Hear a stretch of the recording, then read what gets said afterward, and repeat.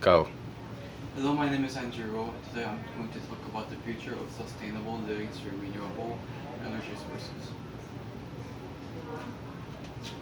More than 100 countries vulnerable to the impact of global warming is pushing 1.5 degrees limit to the UN negotiation in Paris. It is necessary because those low-lying islands being swallowed by the rising seas, and African farmers facing drought and food shortages. But it requires a total phase out of fossil fuels, at least in between those 2025 to 30. Signatories to the Paris Climate Agreement agreed to the goal that holding the increase in the global average temperature below 2 degrees above pre-industrial levels and continuous efforts to limit the temperature increase. Then, how will 1.5 degree and 2 degree will different? Well, there's a lot of research about 2 degrees and 4 degrees, but there's very small research about 1.5 degrees, but and no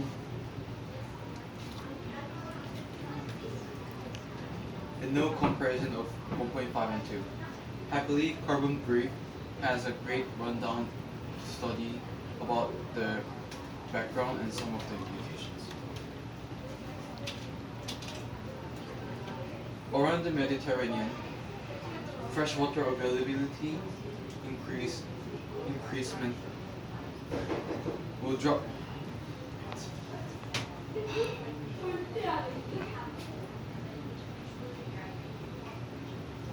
Availability in the Mediterranean will increase up to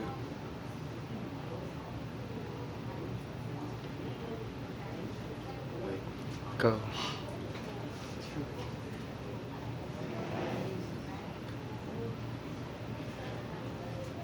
okay. Increment of 2 degrees at 70% and to 9%. But even getting up to 2 degrees, as for sea level rise, relative to 1.5 degrees, 2 degrees will be 10 centimeter more than the 1.5 degrees. And that's more in that is by 2100 relative to 2000, and by the 2 degrees it will increase to 30%.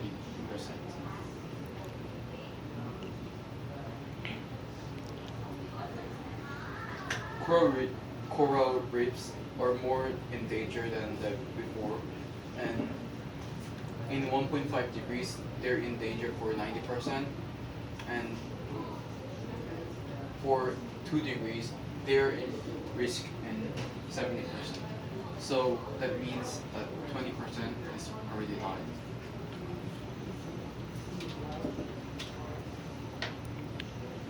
So then how can we solve this kind of situation right now? So sadly, attempts to capture and store carbon dioxide from fossil fuels have come to fail because of those technical issues and high cost. And in order to perfectly replace the fossil fuel, we have to find another energy source which fits in this criteria, which is very large and preferably ubiquitous user space, low or zero greenhouse gas emissions, and other environmental impacts, abundant for unlimited raw materials, minimal security concerns in respect of warfare, accidents, low cost, which is basically windmills and solar panels. The largest, the largest, the largest windmill can power up to 600 American homes, a small turbine, which is there, can run a small business, like a building or a small or a big house. Windmills are valued because of it is a clean resource and has less pollution.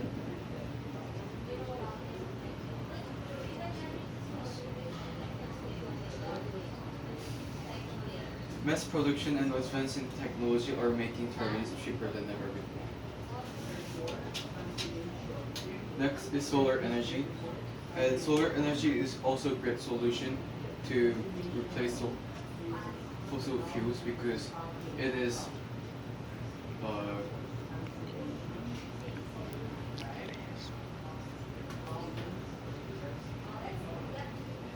it has a great merit that normal people can easily use. It is quite expensive for the first time, but as times go, you don't really have to care about it. And as you can see in the picture, you can also put on the roof that you can use for your house. So it really helps people to save their money that were going for the electricity fee.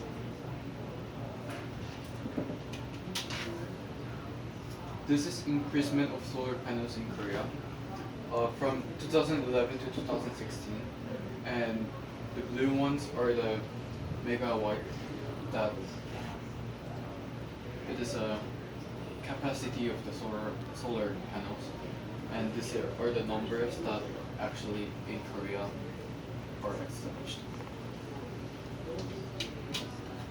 So, by delaying the necessary work of decarbonization, we are letting millions of people in danger, and especially for African farmers, they're facing drought even now, and for Mediterranean people, they have less fresh waters to drink. And as we delay this, we're letting more people to suffer and more people to experience those heat waves and rising seas. So